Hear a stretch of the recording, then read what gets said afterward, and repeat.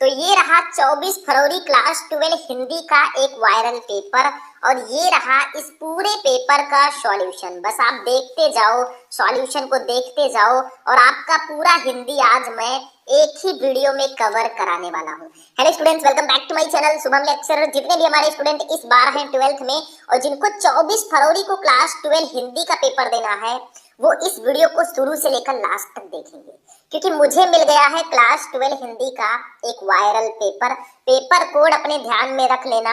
और इस पूरे 100 नंबर के पेपर को आज मैं सॉल्यूशन के साथ बताने वाला हूँ। अगर थोड़ा टाइम लगता है तो लग जाने दो, लेकिन इस बार हम हिंदी में 100 में 95 प्लस लेकर आएंगे, ये हमारा टारगेट है।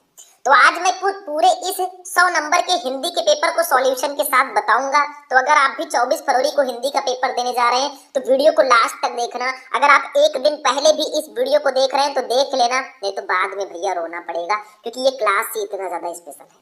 तो चलिए स्टार्ट करते हैं। बस वीडियो को लाइक करना, चैनल को सब्सक्राइब करना। समय 3 घंटे 15 मिनट। आपको कुछ नोट दिए जाएंगे, यानी कि 15 मिनट आपको क्वेश्चन पेपर पढ़ना है और ये प्रश्न पत्र 2 खंडों में होगा। दोनों खंडों के सभी प्रश्नों का आंसर आपको देना है, ठीक है।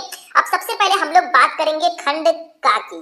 कॉपी पेन लेकर खूब ध्यान से देखना, ठीक है। अंतिम मौका है, एग्जाम पास आ रहा है, कुछ बड़ा हमें करना है, तो ऐसे ऐसे पेपर हमें सॉल्व करने होंगे। इस पेपर में बहुत सारे ऐसे क्वेश्चन है जो डायरेक्टली आपके बोर्ड एग्जाम में आएंगे, ठीक है। देखो, सबसे पहले हिंदी के बहुविकल्पीय प्रश्न रहेंगे 10 नंबर के। 5 हिंदी गद्य साहित्य से, 5 हिंदी पद्य साहित्य से। क्वेश्चन देखो हिंदी गद्य साहित्य का, कल्पलता के लेखक कौन है बताओ, फटाफट कमेंट करो। अगर आपको पता है आंसर तुरंत कमेंट कर दिया करो, आप लोग ब्रिलियंट स्टूडेंट हो। देखो, महावीर प्रसाद द्विवेदी, प्रो जी सुंदर रेड्डी, वासुदेव शरण अग्रवाल, प्रेमचंद। भैया वासुदेव शरण अग्रवाल जी हमारे हैं कल्पलता के लेखक।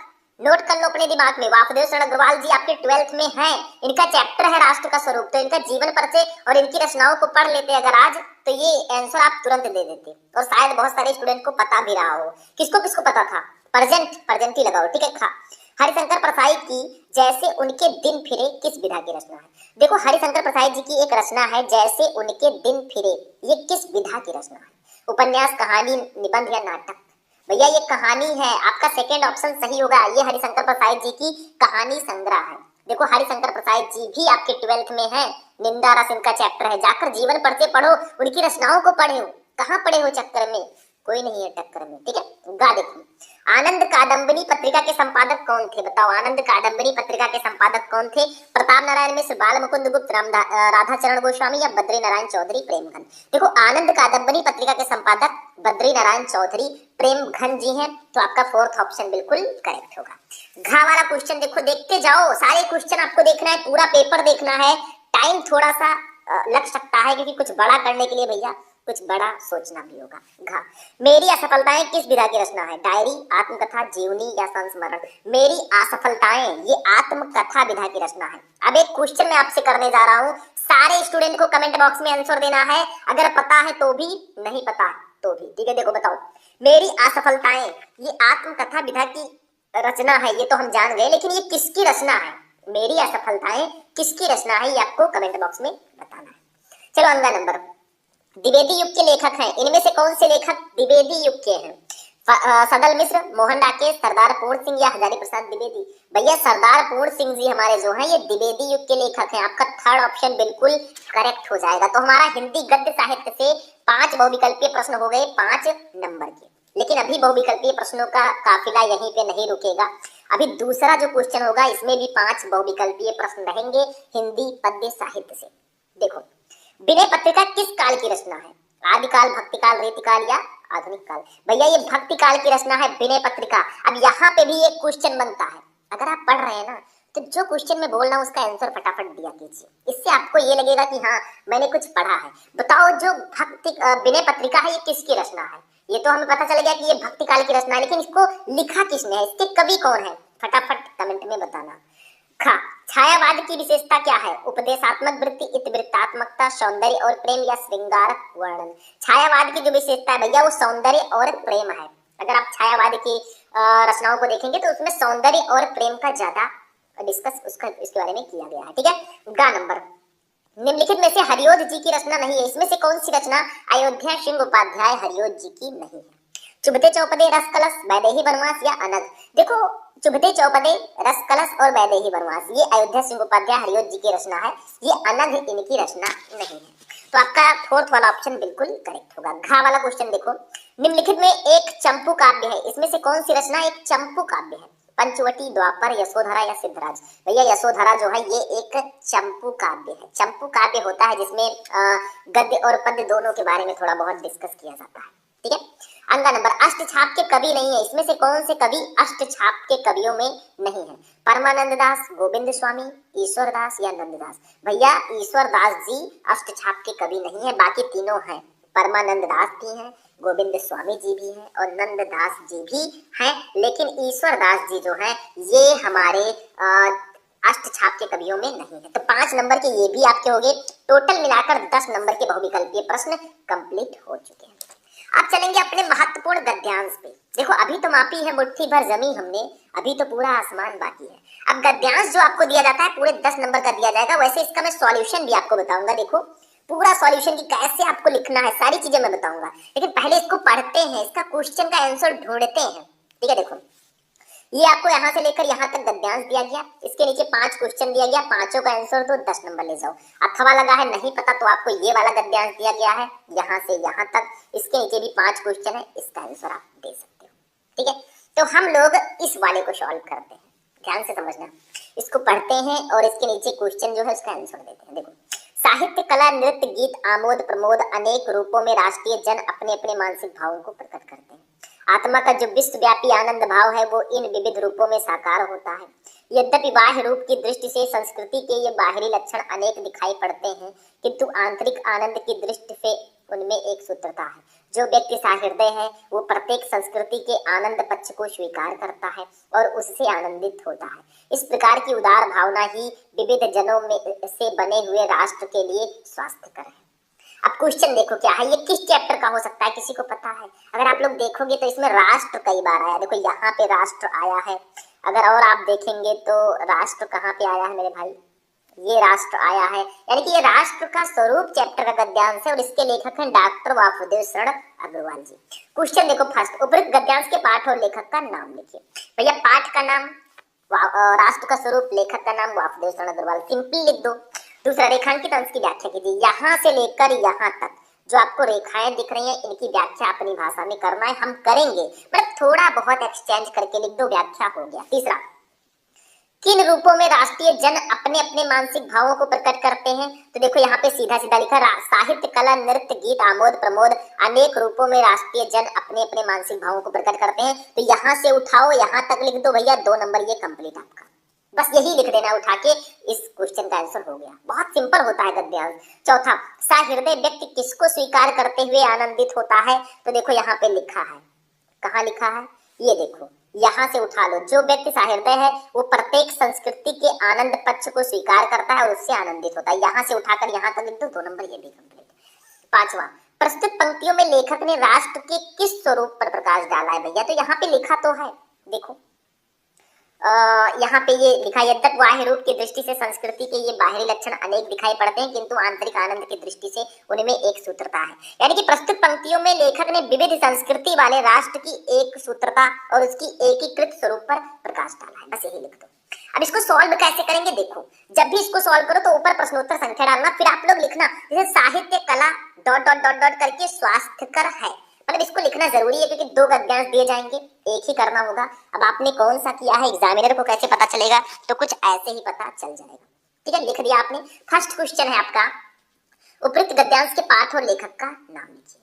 तो भैया पाठ और लेखक का नाम आप डायरेक्टली भी लिख सकते हैं, पाठ का नाम राष्ट्र का स्वरूप, लेखक का नाम वासुदेव शरण अग्रवाल, लेकिन हम संदर्भ के रूप में लिखेंगे। देखो संदर्भ लिखा मैंने, हेडिंग फर्स्ट वाला लिखेंगे, प्रस्तुत गद्यांश हमारी पाठ्य पुस्तक के गद्य भाग में संकलित एवं भारतीय संस्कृति के अध्येता डॉक्टर वासुदेव शरण अग्रवाल द्वारा लिखित राष्ट्र का स्वरूप शीर्षक निबंध से अवतरित है। अगर ऐसे लिखोगे ना एग्जामिनर कहेगा खुशी खुशी ले बेटा 2 नंबर पूरे ले, पूरे 2 नंबर आपको मिलेंगे बेझिझक, ठीक है। तो ऐसे आप लोग लिखना संदर्भ, समझ में आ गया। इसमें पाठ का नाम ये, लेखक का नाम ये हो गया। दूसरा है कि रेखांकित अंश की व्याख्या कीजिए। यहाँ से यहाँ तक आपको व्याख्या करना है अपनी भाषा में, ठीक है, ध्यान से हम लोग करेंगे। साहित्य, कला, नृत्य, गीत, आमोद प्रमोद अनेक रूपों में राष्ट्रीय जन अपने अपने मानसिक भावों को प्रकट करते हैं। आत्मा का जो विश्वव्यापी आनंद भाव है वो इन विविध रूपों में साकार होता है। यद्यपि बाह्य रूप की दृष्टि से संस्कृति के ये बाहरी लक्षण अनेक दिखाई पड़ते हैं, किंतु आंतरिक आनंद की दृष्टि से उनमें एक सूत्रता है। ठीक है, अब हम इसको ऐसे कुछ लिखेंगे, रेखांकित अंश की व्याख्या लिखेंगे और थोड़ा सा एक्सचेंज करके हम लिखेंगे। कोई जरूरी नहीं है कि जो किताबी भाषा है वही आप लिखें, थोड़ा बहुत एक्सचेंज करके लिख दोगे आपको नंबर मिल जाएगा। देखो, रेखांकित अंश की व्याख्या हेडिंग डालेंगे और लिखेंगे, लेखक कहते हैं कि एक ही राष्ट्र के भीतर अनेकानेक उप संस्कृतियां फलती फूलती हैं। इन संस्कृतियों के अनुयायी नाना प्रकार के आमोद प्रमोद में अपने हृदय के उल्लास को प्रकट किया करते हैं। साहित्य, कला, नृत्य, गीत इत्यादि संस्कृति के विविध अंग हैं। इनका प्रस्तुतिकरण उस आनंद की भावना को व्यक्त करने के लिए किया जाता है जो संपूर्ण विश्व की आत्माओं में विद्यमान है। पर थोड़ा बहुत आप लोग एक्सचेंज करके अपनी तरफ से लिख दोगे, 2 नंबर इसका भी एग्जामिनर ऐसे प्यार से दे देगा, कोई दिक्कत नहीं है। तीसरा क्वेश्चन है, किन रूपों में राष्ट्रीय जन अपने अपने मानसिक भावों को प्रकट करते हैं? तो मैंने बताया था साहित्य, कला, नृत्य, गीत, आमोद प्रमोद अनेक रूपों में राष्ट्रीय जन अपने अपने मानसिक भावों को प्रकट करते हैं। तो लिख दो, साहित्य, कला, नृत्य, आमोद प्रमोद अनेक रूपों में राष्ट्रीय जन अपने अपने मानसिक भावों को प्रकट करते हैं। 2 नंबर इसका भी कंप्लीट।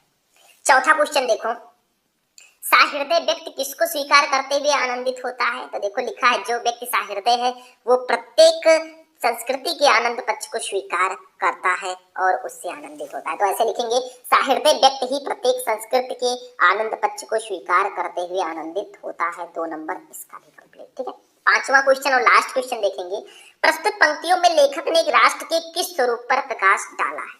तो देखो लिख दो, प्रस्तुत पंक्तियों में लेखक ने विविध संस्कृति वाले राष्ट्र की एक सूत्रता और उसकी एकीकृत स्वरूप पर प्रकाश डाला है। 2 नंबर इसका भी कंप्लीट। 5 का आंसर दे दिया, एग्जामिनर खुशी खुशी कहेगा हंस खेल के ले बेटा 10 में 10 ले।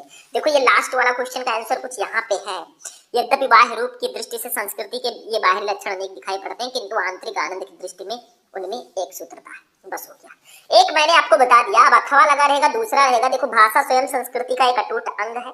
ये किस चैप्टर का है? भाषा आ गया, यानी कि ये भाषा और आधुनिकता चैप्टर का है और इसके लेखक प्रो जी सुंदर रेड्डी जी हैं। तो जाकर इसको जरूर पढ़ लेना मेरे भाई, स्क्रीनशॉट ले लो, इसको खुद से सॉल्व करो। ठीक है, चलो अब पद्यांश पे हम लोग चलेंगे। अभी हमने 20 नंबर कंप्लीट किया, हमें पूरे 100 नंबर का पेपर देखना है।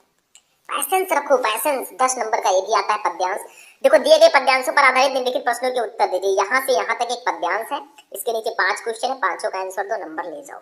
नहीं पता तो ये अथवा लगा है, ये दूसरा वाला पद्यांश है, यहाँ से यहाँ तक, इसके नीचे भी 5 क्वेश्चन आपको दिए जाएंगे, 4 इधर और 1 इधर। देखिए ये दिया है। ठीक है, तो हम फर्स्ट वाला ही करते हैं और इसको करेंगे ही नहीं, इसको हम लिखना भी आपको सिखाएंगे, क्योंकि पूरा सॉल्यूशन में लेकर आऊँ। ये देखो हम लिखना भी सीखेंगे, नो टेंशन मेरे भाई। चलो देखते हैं, ध्यान से समझो। देखो पहले इसका हिंदी मीनिंग समझते हैं, फिर क्वेश्चन का आंसर देते हैं, फिर लिखना सीखेंगे। देखो क्या कहा जा रहा है, ये हमारे पवन दूती का चैप्टर का ये पद्यांश है। अयोध्या सिंह उपाध्याय हरिओत जी इसके कवि हैं। देखो, जाते जाते अगर पथ में क्लांता कोई दिखावे, मतलब राधा जी पवन से कहती हैं कि जाते जाते अगर पथ रास्ते में क्लांत का मतलब होता है थका हुआ, कोई दिखाई देता है। मतलब राधा पवन दूतिका से आगे कहती हैं कि मार्ग में तुम्हें कोई थका हारा व्यक्ति मिल जाए तो जागना सन्निकट, मतलब उसके निकट उसकी क्लांति का मतलब होता है थकावट को मिटा देना। तो वो कहती है कि तुम उसके पास चले जाना और फिर धीरे धीरे उसकी थकावट को मिटा देना। ठीक है, धीरे धीरे परस करके गात उत्ताप खोना, मतलब धीरे धीरे परस स्पर्श करके गात का मतलब होता है शरीर, उत्ताप का मतलब होता है शरीर की गर्मी को खोना और धीरे धीरे उसके शरीर को स्पर्श करके उसके दुख संताप को मिटा देना, मतलब उसके चारों ओर उसके शरीर को स्पर्श करना। क्योंकि वायु है, अगर कोई मान लो थका हारा सा व्यक्ति है, गर्मी लग रही है, तो अगर हवा चल जाए कितना मजा आएगा। तो वही कह रही है, सदगंधों से शर्मित जन को हर्षितो सा बनाना, मतलब सदगंधों का मतलब होता है सुगंध से शर्मित का मतलब होता है थके हुए जन लोग को हर्षितो यानी कि प्रसन्न कर देना, सा बनाना। और वो कहती है कि तुम जो है उसके चारों ओर अपनी सुगंध को बिखेर कर उस थके व्यक्ति को प्रफुल्लित कर देना, खुश कर देना। ठीक है, फिर आगे लज्जाशीला पथिक महिला जो कहीं दृष्टि आए, मतलब लज्जाशीला लाजवंती पथिक का मतलब होता है यात्री या पथिक महिला जो कहीं दृष्टि आए दिखाई दे। फिर वो कहती है अगर तुझे कोई लाजवंती स्त्री दिखाई देती है मार्ग में, ठीक है। तो होने देना विकृत वसना तो ना तो सुंदरी को, तो होने देना तो तुम होने न देना विकृत वसना। विकृत वसना का मतलब होता है वस्त्र को अस्त व्यस्त करना या उड़ाना, ठीक है। तो ना तो सुंदरी को, सुंदरी को। तो वो कहती है यदि तुझे मार्ग में कोई लाजवंती स्त्री दिखाई दे तो तू उसके वस्त्रों को मत उड़ाना, मतलब इतनी तेजी से मत चलना कि उसके वस्त्र अस्त व्यस्त हो जाए। जो थोड़ी भी श्रमित हुआ हो गोद ले श्रांति खोना, जो थोड़ी भी, अगर वो थोड़ी सी भी श्रमित थकी हुई हो तो गोद ले, अपने गोद में लेकर श्रांति, मतलब उसकी थकावट को खोना, मिटा देना। फिर वो कहती है कि अगर थोड़ी सी भी वो तुमको थकी हुई दिखाई दे तो उसे अपनी गोद में लेकर उसकी थकावट को मिटा देना। होठों की और कमल मुख की म्लानताएं मिटाना, होठों की मतलब होठों की और कमल मुख की, कमल सदृश मुख की मलिनताएं, मलिनता को मिटाना, हर लेना। और उसकी कमल और उसके होठों और कमल सदृश दिखने वाले उसके मुख की मलिनता को हर लेना। अगर वो थोड़ी सी भी थकी हुई दिखाई दे तो उसकी थकावट को मिटा देना, ठीक है। यही कहना है राधा जी का पवन दूतिका से। अब क्वेश्चन पढ़ो, इसका आंसर देते हैं। फर्स्ट है उपयुक्त पद्यांश के शीर्षक और कवि का नाम लिखिए। भैया शीर्षक का नाम तो आपको पता चल ही गया, पवन दूतिका। कवि का नाम है अयोध्या सिंह उपाध्याय हरिवंश जी। दूसरा रेखांकित अंश की व्याख्या कीजिए। धीरे धीरे परस करके गात उत्ताप खोना, सदगंधों से श्रमित जन को हर्षितोषा बनाना। इसको आपको थोड़ा सा इसकी व्याख्या करनी है, अभी मैं बताऊंगा। तीसरा, राधा पवन को क्लांत व्यक्ति के संबंध में क्या समझाती है? तो राधा पवन को क्लांत व्यक्ति का दुख दूर करने, उसके शरीर की गर्मी को दूर करने और अपनी सुगंध से उसके मन को हर्षित करने के संबंध में समझाती है। चौथा, राधा ने पवन को पथिक महिला के साथ कैसा व्यवहार करने को कहा है? तो राधा ने पवन को पथिक महिला के संबंध में निर्देश देते हुए कहा है कि अगर कोई लज्जाशील महिला तुमको दिखाई दे तो उसको वस्त्रों को न उड़ाना और उसको अपनी गोद में लेकर उसकी थकावट को मिटा देना और उसके होंठ व कमल सदृश मुख की मलिनता को हर देना, ठीक है। पांचवा, कमल मुख में कौन सा अलंकार है? कमल मुख में उपमा अलंकार है, ठीक है। चलो अब हम इसको सॉल्व करते हैं। भैया आपको क्या करना है, यहाँ पे एक चीज थोड़ा सा समझना है, थोड़ी सी गलती हुई है, आप लोग सही कर लीजिएगा। अब देखो इसको जब हम सॉल्व करेंगे ना तो ऐसे कुछ आप कर दीजिएगा। देखो मैंने थोड़ा गलत लिख दिया था यहाँ पे, तो जाते जाते डॉट डॉट करके मिटाना, मतलब इसका फर्स्ट वर्ड और इसका लास्ट वर्ड आप लोग लिख देना। फिर एक एक क्वेश्चन का आपको आंसर इसके लिखना है। देखो एक एक क्वेश्चन का आंसर लिखेंगे। सबसे पहला क्वेश्चन है उपयुक्त पद्यांश के शीर्षक और कवि का नाम लिखिए। तो हम सबसे पहले संदर्भ लिखेंगे जिसमें शीर्षक का नाम और कवि का नाम दोनों आ जाएगा। देखो यहाँ पे थोड़ा सा कटिंग हो गया है, कैसा लग रहा है? अजीब लग रहा है ना? तो कॉपी लिखते समय आपको कटिंग बिल्कुल नहीं करना, नहीं तो ऐसे लगेगा, ठीक है। देखो सबसे पहले संदर्भ लिखेंगे। प्रस्तुत पद्यांश महाकवि अयोध्या सिंह उपाध्याय हरिओद द्वारा रचित प्रिय प्रवास से हमारी पाठ्य पुस्तक के पद्य भाग में संकलित पवन दूतिका शीर्षक काव्यांश से अवतरित है। पर जो हमारा ये पवन दूतिका है ना, ये प्रिय प्रवास से लिया गया है। इनकी एक बहुत फेमस महाकाव्य है, ठीक है, तो उससे ये लिया गया है, ठीक है। ये आपका कवि का नाम और ये शीर्षक का नाम हो गया। 2 नंबर ऐसे एग्जामिनर आपको दे देगा, ठीक है। दूसरा, रेखांकित अंश की व्याख्या कीजिए। इसका व्याख्या करना है धीरे धीरे परस करके गात उत्ताप खोना, सदगंधों से श्रमित जन को हर्षितोषा बनाना। तो ऐसे लिखेंगे रेखांकित अंश की व्याख्या और इसकी व्याख्या करेंगे। देखो लिखना है, राधा पवन दूतिका से कहती हैं कि जाते जाते यदि मार्ग में तुझे कोई थका हुआ व्यक्ति दिखाई दे तो तू धीरे धीरे उसके शरीर को स्पर्श करते हुए उसके शारीरिक ताप को दूर करना और अपनी सुगंध से उस व्यक्ति का मन प्रसन्न कर देना। 2 नंबर आपका ये भी कंप्लीट, ठीक है। चलो आगे बढ़ते हैं। तीसरा, राधा पवन को क्लांत व्यक्ति के संबंध में क्या समझाती हैं? तो राधा पवन को क्लांत व्यक्ति का दुख दूर करने, उसके शरीर की गर्मी को दूर करने और अपनी सुगंध से उसका मन हर्षित करने के संबंध में समझाती हैं। 2 नंबर ये भी कंप्लीट। अगर आप इन पद्यांशों का हिंदी मीनिंग समझ जाते हैं ना तो आपका नंबर बिल्कुल फिक्स रहेगा। चौथा, राधा ने पवन को पथिक महिला के साथ कैसा व्यवहार करने का निर्देश दिया? तो देखो राधा ने पवन को पथिक महिला के संबंध में निर्देश देते हुए कहा कि वो उस लज्जाशील महिला के वस्त्रों को न उड़ाए, अपनी गोद में लेकर उसकी थकावट दूर करे और उसके होठों व कमल जैसे मुख की मलिनता को अपनी शीतलता से दूर करे। 2 नंबर ये भी कंप्लीट।